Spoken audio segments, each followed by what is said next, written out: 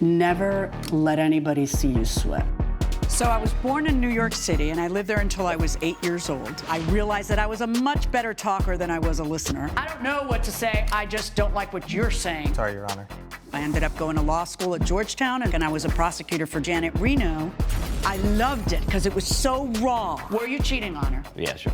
Okay. All rise. Our show will be a mixture of education, I think you're misreading the law a little bit, and entertainment. My main goal is justice and the law. That's been my legacy, and the legacy I hope to continue into the future with the show. Amanda Brooks claims she bought a home that turned out to be haunted and learned the defendant sold it without revealing that his mother was murdered there. Jeffrey O'Brien says he had no legal obligation to disclose the information. Ms. Brooks, you are suing Mr. O'Brien for $12,500 in fraud that you believe he perpetrated upon you on the sale of his house to you. Tell me what happened. I have always wanted to buy a house, and I've been saving up for 10 years on my teacher's salary to do this, to buy my own house. And I found a perfect place, a Victorian-style home. It was beautiful, so I reached out and wanted to see the home. And after a while living there, I realized that it could be haunted. Haunted? So, yes, Your Honor. But what do you mean by that? So a couple of weeks living there, and I found the floorboards were creaking, the cabinets were opening on their own, and How did you find the cabinets opening on their own? as I was walking through the house, they just opened. You would witness them opening I would on their own? witness them open. Really? And it started freaking me out. And I figured it was an old house. The house was built in 1950s, so I chalked it up to it being an old property. I would chalk the creaking floorboards to that. The witnessing a cabinet door open and might freak me out a little more. Yes. But, all right. So a week after that, I was sleeping and I was awakened by a loud crash in the living room. So I went to go check it out. At first, I didn't see anything, but as I looked, I saw a figure laying on the floor. When I got closer, I noticed that it was a woman with blood surrounding her everywhere. And that, of course, freaked me out even more. But then she stood up and she yelled at me to get out. So I ran away. And when I came back, she was gone. The blood was gone. There was no one there. Wait, you ran away and then you came back. That's correct. Where did you run away to and how long were you gone? To my room, just for a few minutes. And so you ran to your room and then did what? You ran back? Yeah, Yeah. to see and if there then- was someone there. And there was no one there. There was no one there. The blood stains were gone. There was no proof that anyone had just been there. Okay. So that was very scary. And I thought about calling the cops, but I figured that maybe they would think that I was crazy. They might not have a good reaction. That's correct. They might, what was it you said? That They might what? Think you were what? they might think I was crazy. Okay, all right. So I didn't call the cops. But you got no problem putting a judge through this, just not the cops. Go ahead. Go ahead. So I hired a psychic medium. Her name is Edna Watson, forgive me. And you brought her here today for me. I did, yes, Well, Your thank Honor. you. Of course. All right. Ms. Watson, step on up. Your time to shine, honey. Thank you, ma'am. What do you do for a living? I'm a psychic medium. Okay, how long have you done that? I come from a long line of psychic mediums, and I discovered that I was gifted with those abilities since childhood. And I worked very hard, and I became a professional psychic medium when I was an adult at 18. Okay, and people hire you? People hire me to read palms, to read tarot cards, or in cases like Miss Amanda, to go into their homes and determine if they are haunted, if there are ghosts there, spirits. How often do people hire you for that? The haunted part? Probably a couple times a month. Really? Yes. Wow. I cover a large territory. Yeah. Okay then, and so you went to her house. I went to her house. I had her wait outside because I didn't want her vibrations or spirit to interfere with anything that I was feeling when I went in.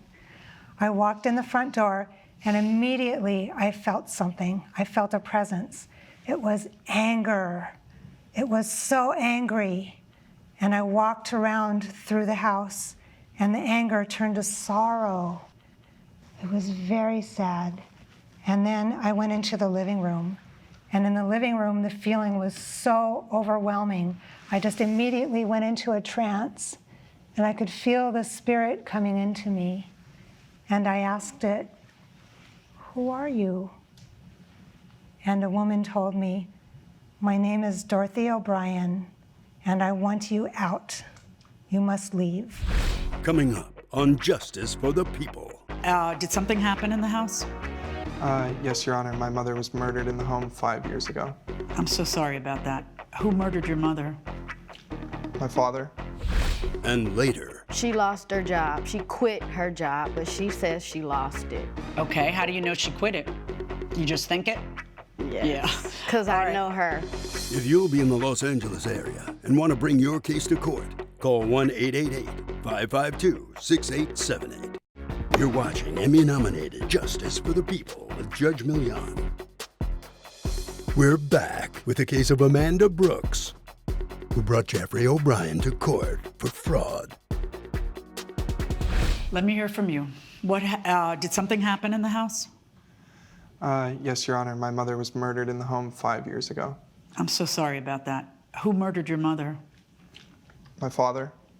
What happened?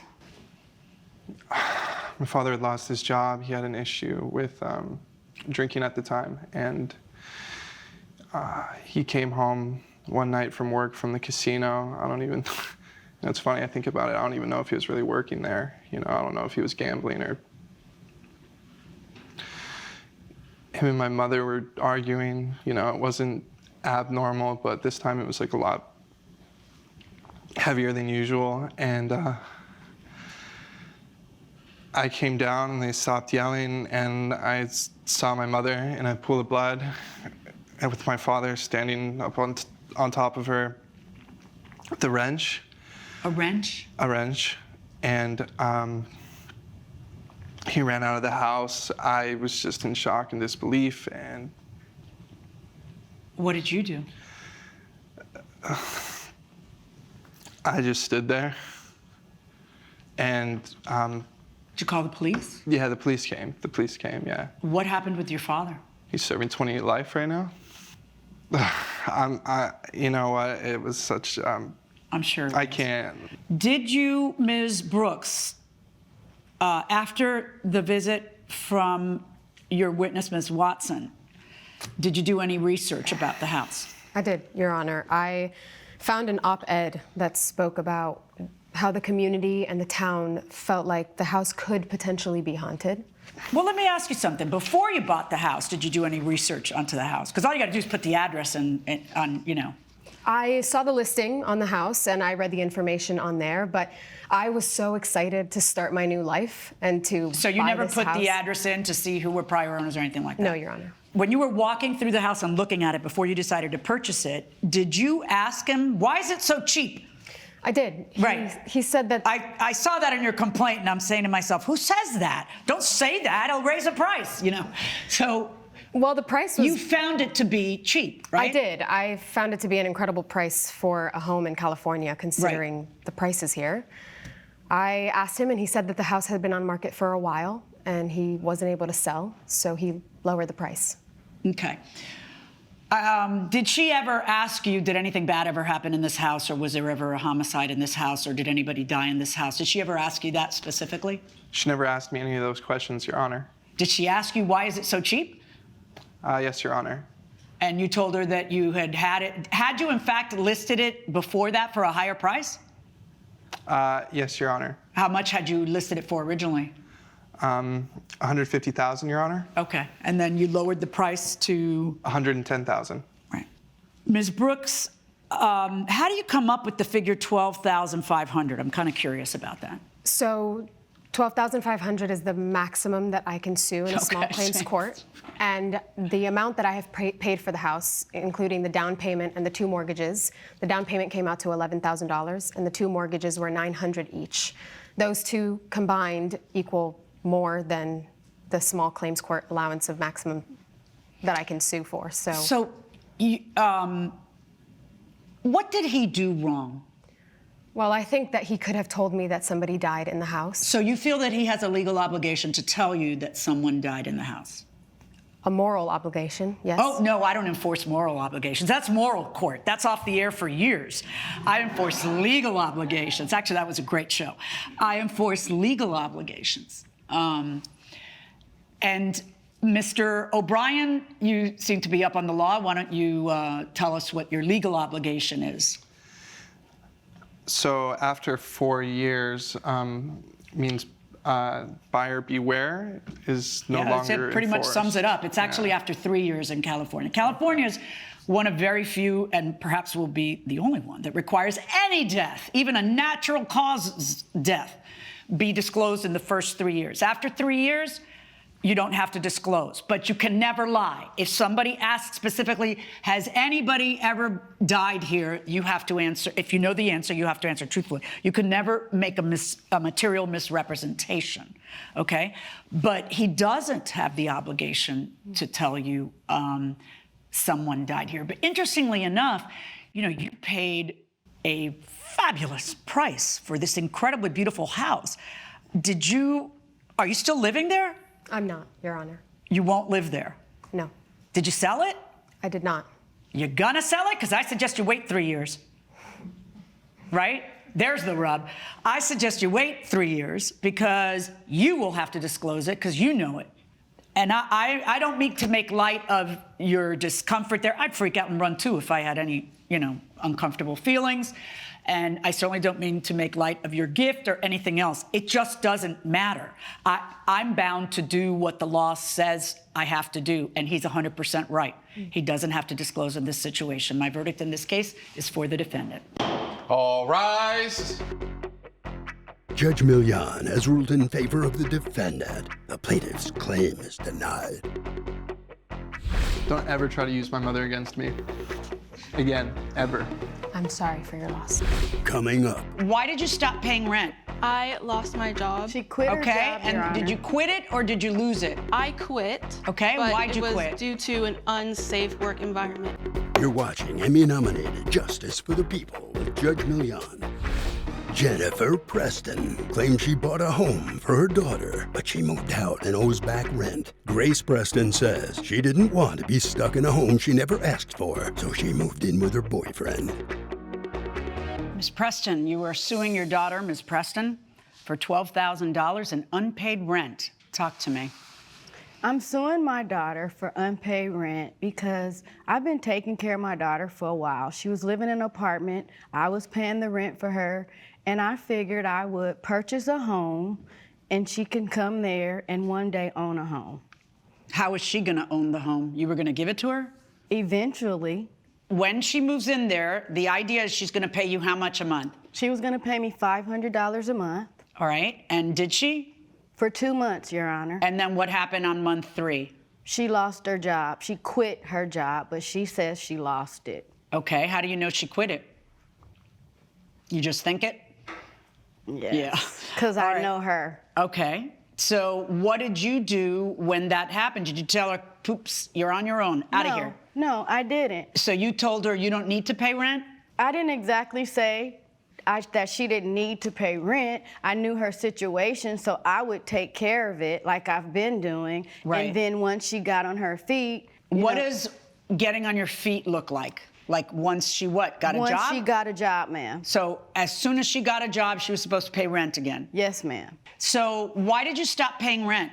I lost my job. She quit her Okay, job, and Your Honor. did you quit it or did you lose it? I quit. Okay, but why'd you it was quit? due to an unsafe work environment. There Because was a whole what? issue. What? I'm not allowed to legally say specifically. It was really bad. Okay, do you have a lawsuit pending on that or something? Yes. Okay. Coming up, Do you ever talk to your sister? I don't really talk to my sister. As she said before, we don't really talk because she thinks I'm the golden child. I'm not the golden child. you're watching Emmy-nominated Justice for the People with Judge Milian. We're back with a dispute between Jennifer Preston and her daughter Grace Preston over unpaid rent. Did you get another job after that? I did get another job. I don't know why she's saying that I didn't. It was a housekeeping job. It wasn't the best, obviously, but it was still something, and I was making money. It was here and there, kind of wishy-washy, but I was still working and trying my hardest. Did you like living in that house? Yes, because it's a roof over my head, and I'm very appreciative over it, but I personally, I'm in my 20s, I do not want to be stuck at home, especially near my hometown. I want to be enjoying the city, experiencing life, and figuring out what I want to do with my future. But if I'm stuck at a home that I didn't ask for, I can't really do that. So you make the decision to move out, and where do you go? I'm moving in with my boyfriend. Has your sister ever gotten involved between this situation between you and your mother?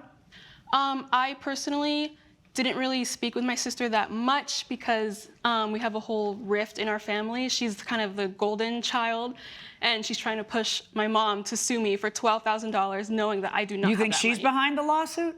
Definitely. Your time to shine. Is your name Preston also? Yes. Come on up, Miss Preston. What's your take on this whole thing? Hello, Your Honor. I am here to support my mother. I'm the reason we're here in court today. I talk to my mother every single day, and she complains to me about my sister not holding up her end of the bargain of paying rent. Do you ever talk to your sister? I don't really talk to my sister. As she said before, we don't really talk because she thinks I'm the golden child. I'm not the golden child.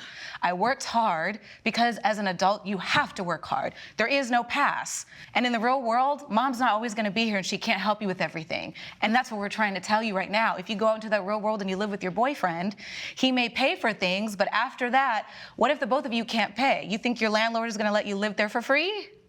No. Judge Milian's verdict when justice for the people returns. When was the last time you two talked to each other? We haven't spoken in 6 months, I believe. Are you serious? Yes. After this lady was paying your rent, carrying you all that time, especially, because you know that the only one talking to her now is your sister, and you feel like golden child. She thinks you're the golden child because you're the one who's sapping all the money from her mother's retirement. All right, Mom. Yes. I'm not going to make her pay you $12,000 in back rent because I can only do that if I find that she had the obligation to do it and violated the obligation. You removed the obligation by being as generous as you are. And you can't have it both ways. Mm-hmm. If you're gonna be generous like that, then you're gonna be generous like that. Then I'm not gonna retroactively see that you regret it and chalk up many years of rent. I'm not gonna do that. I'm not gonna find an obligation where you released her from the obligation. You see? So no, I don't find that she's liable for the $12,000. Verdict for the defendant. All rise. Judge Milian has ruled in favor of the defendant. The plaintiff's claim is denied. I'm sorry, Mom, that you thought I was very ungrateful. Can I have a hug?